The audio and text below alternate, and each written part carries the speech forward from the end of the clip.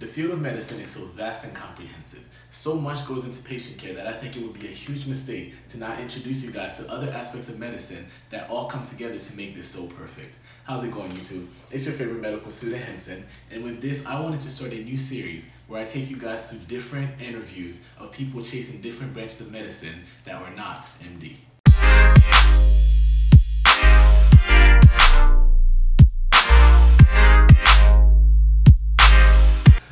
Alright, so what's up, YouTube? This is going to be my very first video in this series that I'm calling So You Wanna Be. Now, the med field, like I said before, is more than just being an MD. So in this one, with our very first inaugural episode, I'm going to be interviewing EVENEL PIERRE, who's a first-year PA student at Xavier University. EVENEL and I met the summer of 2016. It was a glorious summer. Motivation program? The motivation program. Best year ever, man. Summer 16. Woo! Facts. And then ever since then, we've been friends. And even though now he's in PA school and I'm in med school, we still stayed friends. And then while he's back in Miami, I decided I wanted to do this and start with him. So EVENEL, you want to introduce yourself? Nah, man. Thanks for having me. I love your channel. I'm a big supporter. Thank you. You're the type of person, anything you put your mind to, you do it. So when you told me you wanted me to hop on the track and help you with this, I was like, man, fruit, I got you. Thank you. But as Henson said, my name's EVENEL PIERRE. I'm a first-year PA student at Xavier University of Louisiana. I'm a part of their inaugural cohort. We just finished our first semester, so I'm here for, spring break, summer break, whatever you want to call it. I was born and raised in Miami, Florida. I went to undergrad at Florida International University, and I graduated in 2017. My first question is for you to tell us about what exactly is a PA. Now, I've heard about it in passing from someone else who I knew, but even when he first told me about it, I didn't really have much idea about what exactly went into it or what exactly it meant to be a PA. So if you want to enlighten us. Sure. So a physician assistant is a licensed healthcare professional. We work collaboratively in any healthcare environment. We work with physicians, we work with surgeons, we also work with nurse practitioners. We're able to diagnose, come up with treatment plans, prescribe medication, and sometimes we serve as a patient's primary care provider. We can run our own clinics. So anything you can think of in any medical specialty, PAs can do that. And now that we're in a pandemic, as you can see, PAs are also on the front line serving in hospitals, giving care to COVID patients. So PAs do that. You could go more in depth. What made you choose PA? Oh man, so I am a son of Haitian parents. So anybody who's grew up in a Caribbean household, it's either doctor, lawyer, engineer, or nurse. There's nothing else. So ever since I finished high school, I always had it in my mind that I gotta be a doctor to make the family proud. Because I thought from my own regard that I was smart, I can do it. And I did okay in undergrad, but it wasn't until after I graduated college and I had some time to think for myself, and I was actually studying for the MCAT too. Like I was getting my, what's they call that thing again? The letter that you could get from the school? Oh, the committee. The committee. Yeah, I was getting that. Even the letter recommendation. Yeah, it's crazy. I started that. All I needed to do was take the MCAT, but I remember it like Hurricane Irma happened. Okay. And it was like fall 2017, and like I just had like a big pause in my life, and I had a lot of time to think. And I was trying to prepare a personal statement for med school, and I just couldn't understand why I wanted to be a doctor. Okay. I did all these things. I did pre-med programs. I shadowed doctors. I felt like this is what I wanted to do, but when I really went down and I searched my soul to the nitty-gritty, I realized this is not what I want. This is something my parents wanted. I like medicine. I really did like medicine, but I didn't think I would truly be happy chasing to become a doctor, because that would be not my dream. I felt like that's a dream that someone put on me, Yeah, no, I don't understand. So it wasn't until I was confused, very, very sad, depressed a little bit, and I actually brought it to one of my coworkers when I was back being a medical scribe. And I told her about my struggles, and she said, you know what, you should look into becoming a PA. I was like, what's a PA? And then she was like, look it up. I'm actually applying to PA school right now. And she actually just graduated from Indiana State University. Okay. Yeah. But she was like, yeah, look into it. So I looked into it. I was like, oh my God, I can do everything a doctor does. Oh my God, well, how come nobody told me about this? Yeah. So I did more research, and I realized, like I said, I needed to take more prerequisites. I needed more healthcare experience, get some shadowing hours from PAs now. Okay. And then, I don't know, I shadowed my first PA January 2018. I loved it. I loved it. This PA, all her all her patients loved her. She was very, very knowledgeable, very social. Like, she was a boss, all right? She was running the show in the clinic. Doctor wasn't even there. It was just her and 2 nurse practitioners. And I was like, I can do that? And then when I found out about the schooling, it's only 2 years. You go in, you go out, well, 2.5 years if you have the extra 3 months. You go in, get out, you pass your boards, and you're already working. Like, I can see myself doing that. Okay. And the joy came back, and I was like, I'm just gonna become a PA, and that's how I ended up here. Nice, sounds good. All right, so earlier while introducing yourself, you told us that you were part of the inaugural cohort that started the Xavier program. So tell us what's it like to be the first class of a brand new program and what going through it has been like. Yeah, so I know a lot of people are afraid to apply and go even get accepted to an inaugural program because there's a lot of uncertainty in the air. But from my experience, I can say I knew I had to go there because out of all the PA school interviews I've been to, they were the only program that made me feel like I was at home. Okay. You know, like the interview was very personable. The questions I was asked, I mean, of course you're gonna get the YPA, but the questions were very geared towards knowing me as a person. And hello, it's an HBCU.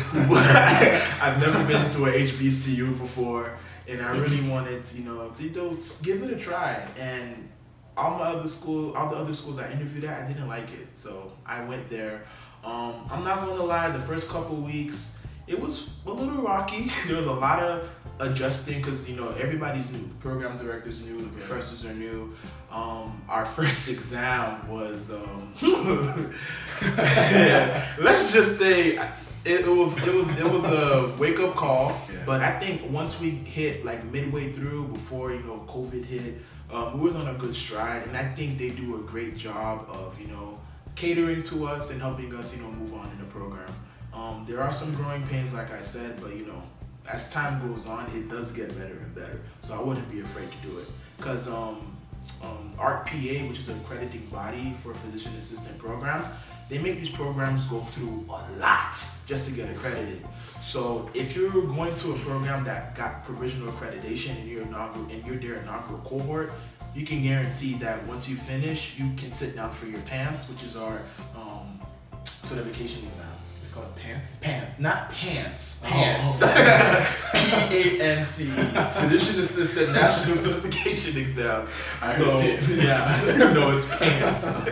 But I can honestly say it started off a little rocky, but as the weeks gone on, it got better. But now shoot your shot. Don't be afraid to do it. Okay. And one thing I like to add, there is something about being that first class, man. There's that little swagger, so. Okay, a little bit of cockiness. Man. All right, so then transitioning from there, I guess my next question is, how long is PA school? Now, I think you said yours was 2.5 years? Yeah, 28 months. Average? I hate thinking about it in terms of years because it sounds so long. I just say 28 months. 28 months. 28 months, That sounds better. Yes. If you put 2 years, it sounds like, Okay. So. Okay, 21. Now, is that average for all PA programs, or is that just yours? Some are like actually 3 years. Some could be exactly 24 months, but on average, most of them are like 28 to 30 months on average. So you squeeze all your education into those 28 months, 24 months, 36 months. Yeah, so we're trained in a medical model, similar to how you guys are trained, right? So you guys have 2 years of didactic year, right? Yes. We have 1. Okay. That sounds nice. My first block, we got through derm. Okay. We got through hemonc. We got through HENT. Okay. And pulmonary. In 16 weeks. See? That's a lot. Yeah. So clinical medicine, pharmacology, patient assessment, and plus our other things we have to do throughout the semester. So it's a lot. It's a lot. It's a lot. So it's very, very, very fast paced. Okay. Very fast paced. Sheesh. Yeah. So yeah. It sounds like a lot of studying. Bro. So when I don't text back for a week, you know why. I can't blame you anymore. You know what? So yeah. No more hard feelings, I guess. Bro, it's rough out here. But it's what I want to do. It's what we want to do. You know? So we endure it. Yeah. And you just enjoy the journey and trust the process. So what is the pathway for becoming a PA? From undergrad to acceptance, what are the different requirements and everything needed to get into PA school? Yeah, absolutely. It pretty much mirrors medical school, to be honest. The prerequisites are pretty much the same. You know, anatomy 1 and 2, Chem 1 and 2, the dreaded organic chemistry 1 and 2. My subject. PTSD. Biochemistry, PTSD again. Microbiology, medical terminology, and statistics. Okay. You obviously have to have a bachelor's degree first in any discipline. Another thing that you need to apply to PA school is healthcare experience. So I did scribing for 2 years, but most of the PA schools that I was looking at didn't accept scribing as healthcare experience. So I needed something that involved more patient care. So I got a job as an office-trained medical assistant in a pediatric ENT office for 2 more years, and that just changed the ballgame. I learned so much there. I've grown so much during that process. And you need letters of recommendations. Make sure you get one from a previous mentor who can speak on your character, a previous professor who can speak on your academic performance, and you need one. Like, I don't care what anybody says, you need one from a PA. You know, like, it makes no sense to apply to PA school if you don't get a letter of recommendation from a PA. And last but not least, you want to make sure that you do well on your GRE. The GRE that, I mean, when I took it, I got 300, thank God. But, you know, 300 is basically you good. 300 and above is fine, but there are talks of a new entrance exam called the PA CAT. Okay. So physician assistant. I guess. It's like the physician assistant comprehensive assessment test. So it's going to test all the prerequisites that I just mentioned for entry to the PA program. And that's pretty much it. So you apply to CASPA, which is similar to AMCAS, which is a centralized application service for physician assistants. It's expensive. I can say I spent about $2,000 to $3,000 applying, flying, hotels, Ubers, food. Oh God, that reminds me of my application. Yeah, it's expensive, but you know, it's worth it. That's what we want to do. You make sure you just save appropriately, not like I did. So now, personal to you, walk us through your pathway to becoming a PA, whether it was traditional or non-traditional, and how you personally got here. Oh yeah, so like I said, I graduated in 2017. Changed my mind late in the game, and at that point it was late 2017, and I needed to take some extra prerequisites that I did not take in undergrad because I was pre-med. So I needed to take anatomy 1 and 2 because I needed physiology, because the anatomy I took at my undergraduate institution, it was a human anatomy. It didn't have physiology in the curriculum. So I took anatomy 1 and 2. I had to take statistics, medical terminology, and microbiology.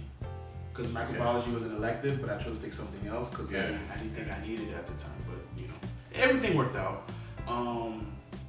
Like I had to get shadowing hours, so I started shadowing PAs. I shadowed a family medicine PA, a geriatric PA, and my favorite shadowing experience was a general surgery PA. I shadowed that group twice. Oh my, they are rock stars, bro. Like they can assist in surgery. They can, while the surgeon is operating, they can go see the other patients around and report back to the physician. Bro, it was so seamless, and the physician had a great relationship with the PA. I was like, I can do this. So yeah, I was hooked. And that was that. And then I applied, and I had to take 2 years from undergrad just to apply, just to prepare myself as an applicant. So I'm really much a non-traditional applicant. Makes sense. Yeah. Makes sense. But I mean, at the end of the day, you're here now. So. Oh man, trust the process. Continuing on from there, what are the different pros and cons of being a PA? What would you say separates a PA from other medical specialties or other fields in medicine? Yeah, absolutely. So the biggest pro that I can say becoming a PA has is the fact that we have lateral mobility. So we can switch from any specialty we want at ease. You know, because we're trained as generalists, you know, we're trained in all the fields of medicine, so pediatrics, family med, general surgery, psych.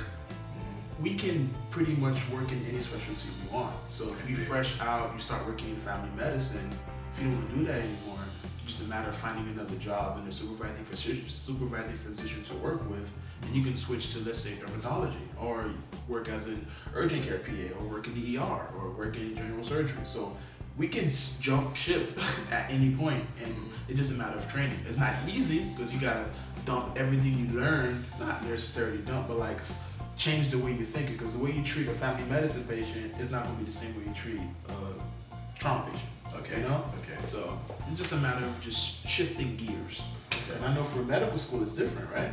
Yeah, for med school, for us, if we want to change, like whether your specialty or like what field you want to specialize in, you would have to redo residency. So if I started in a general surgery residency, or let's say I started in like a family medicine residency and I want to be like an interventional radiologist, I would have to forsake all those years of residency and then redo residency if I get in, of course. Because you first have to get into an interventional radiology. This guy. Like you would then have to redo it all, forsake all your earlier years and then restart. So there's not really much lateral mobility for us. Once you in, you stuck. Yeah, pretty much stuck. You know, so hey. But yeah, that's the biggest pro I can say. But one of the biggest cons is the fact that till this day, a lot of people don't know what PAs do. Okay. You know, like let's say I were to introduce myself to a patient. Hey, I work with Dr. Such and Such. I'm their PA. I'm here to see you. What brings you in today? Oh, okay. Can you prescribe medication? Yes, I can prescribe medication. Okay. I see. Can you sign my discharge paperwork? Yes, I can sign your discharge paperwork. So anything the doctor does, we can do it. We can treat you. We can prescribe your medication. We can diagnose you. We can do your assessment and plan. So we're here to treat people. That's what PAs do. Okay. And then you were saying it's more like they see you as more like a, not really like an extension, but just like a assistant. Yeah, the name in itself is a misnomer. Okay. Because physician assistant, you know, because the biggest battle we have is that, because you know you have a nurse practitioner, their name is standalone. You don't associate a nurse practitioner with anything else. But with a physician assistant, the first thing on someone who's not really inclined to knowing medical hierarchy, I'm not gonna say hierarchy, but knowing stuff about medical specialties would be like, oh, he's just a doctor, says he can't do much, which is not the case. You know? So that's one of the biggest hurdles we're having right now. There was actually a campaign to change the name for the physician assistant program, change the name of the profession to either physician associate or practitioner or other names that people suggested, but you know that came to a halt because there's other initiatives that we're trying to push because of COVID. That makes sense. I definitely understand that. Okay, so then walk us through your first year in PA school. So classes taken, modules, blocks, and how you went about your first year, and then maybe any insight or future prospects you have as to what's going to happen the rest of your didactic year. Okay, I can't speak much about clinical year yet because we are the first class, so I have to wait till they throw us in that fire next year. Yeah. So I can talk about the semester that just ended, spring semester. I took, I want to say 7 classes.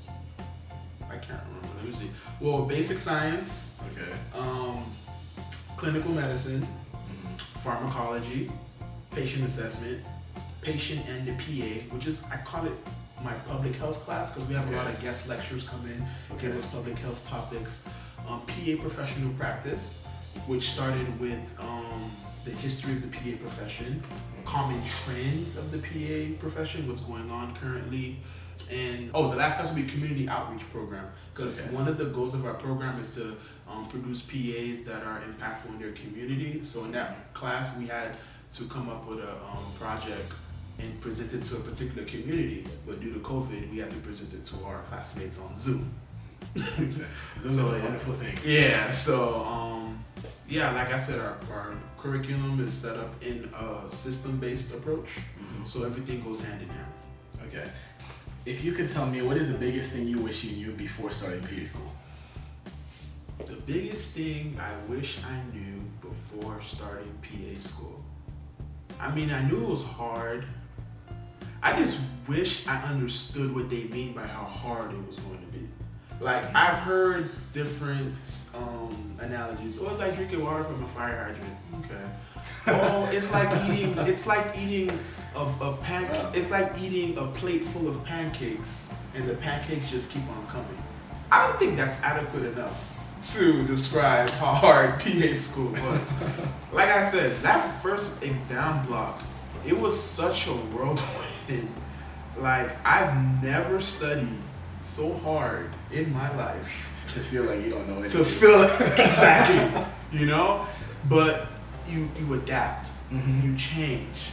I also wish I knew how expensive PA school is. Like, it's one thing to see the tuition, be like, okay, I'm gonna pay that off. But man, when you get that check and you get that bill and you see all them zeros that you've never seen before, you're like, am I really trying to do this? They never include like housing and all the extra expensive. It's very expensive, you know. All right, so after all this, final question, of course, and again, no pressure. There's only one real answer, but we're gonna let him answer it, of course. So now, if you could redo everything, as in go back to the beginning and have your way and have everything go exactly right for you. Anything you want to happen will happen. Okay. One choice. Sure. Doctor or PA? Wow. PA. Okay. No, I honestly would choose PA all over again. In all honesty, I really wish I knew what a PA was my freshman year of high school, because it would have totally changed my trajectory, you know? But I hate having regrets, so I really think that all the experiences I've had, all the failures, and me learning about it for real, when I learned about it, really helped me get in at that time. Okay. You know? Okay. I like becoming a PA. Not to bash doctors. I love doctors. You guys sacrifice a lot. You spend 12 to 16 years studying medicine, training. You know, you sacrifice your 20s to become a physician, and that's just something I didn't want to do. And it's okay, you know. Yeah. You guys deserve every bit of healthcare, popularity you guys get. You know, you guys deserve to get paid the way you guys get paid. You guys deserve everything because you guys work hard for it. You know, and I just wasn't willing to sacrifice all that, and I really felt like becoming a PA will make me happy. It gives me the work-life balance that I aspire to have. It gives me the job security that I aspire to have. And I just know that ultimately it will make me happy, because I've never met a PA yet who told me that they did not like their job. Okay, that makes sense. So, okay, well, I mean, not the answer I was expecting, but yeah. So of course, thank you guys for watching. I learned a lot about being a PA. There's a lot I didn't know, and there's a lot I'm still learning about it. And definitely big appreciation for my friend who I've come from a very, very far. We've had some we've dug our way out the trenches. Humble beginnings. Very much so. But I'm glad that he's here, and I'm glad that we were able to get to like our respective pathways together. So before we go, of course, we're gonna listen to some advice and some last minute I guess recommendations from our guest speaker today. Yeah. Once again, Henson, thanks for having me. This was a pleasure to do. I am very big on advocacy for the PA profession. Although I'm not the best speaker out there, but we have 2 years to get this down. But any advice for any aspiring PAs out there, if you want to become a PA, just do it. As cliche as it is, just do it. Figure out what you need to do. You have to know what's not true today that has to be true in order for you to get into PA school. Whether that means retaking some classes, whether that means putting yourself out there and going to different doctors' offices, asking to shadow PAs, or asking to shadow doctors, because you don't know if the doctors know any PAs. Just put yourself out there. And one last thing I want to add, because I know you're saying I'm being biased for choosing PA over MD. But a little history lesson, you know, the physician assistant profession was actually founded by a doctor. Yeah, that's something I did not know. You know, there wouldn't be any physician assistants without a physician. You know, because if you look back in the early 1960s, we were in an era where there was a lot of healthcare shortages. There were not a lot of physicians. Okay. So Dr. Eugene A. Steed, he thought of an idea of using army medics from, coming back from the World War II to train them to go and treat patients. Okay. So he graduated his first class, I want to say 1965 or something like that. Not too far. Yeah, and after that, people received it well, and he kept on doing it, and the people like, this is great. So it just blossomed and it grew. It took a while for it to pick up some steam, but I'm gonna say within the last 5 years, the popularity of the PA profession has just blossomed. You know, I want to say that's probably due to social media, because you have every other day you have a new, hello, this is such and such, and I'm a PA student, this is my page, you know, and that's good. That's great publicity for the profession. But yeah, I really respect doctors, and there wouldn't be PAs without doctors, and we need you guys. I mean, I guess it's a symbiotic relationship. Exactly. So you all need each other. Exactly. Healthcare is not just a one-way thing. But if you guys have any questions, just feel free to reach out to me. Henson will put my Instagram. Just shoot me a DM. I answer all my DMs. I'm very sociable. I mean, yeah. Alright, so thank you all for watching, of course. I really appreciate everything he did, and I appreciate you guys for watching. I'll leave all his information for anyone who does have any kind of questions about how to become a PA, or what it's like to be a PA, or what it's like to be in PA school. That way you can ask him directly. Definitely gonna try to do more of these videos, but thank you guys for coming to our very first one.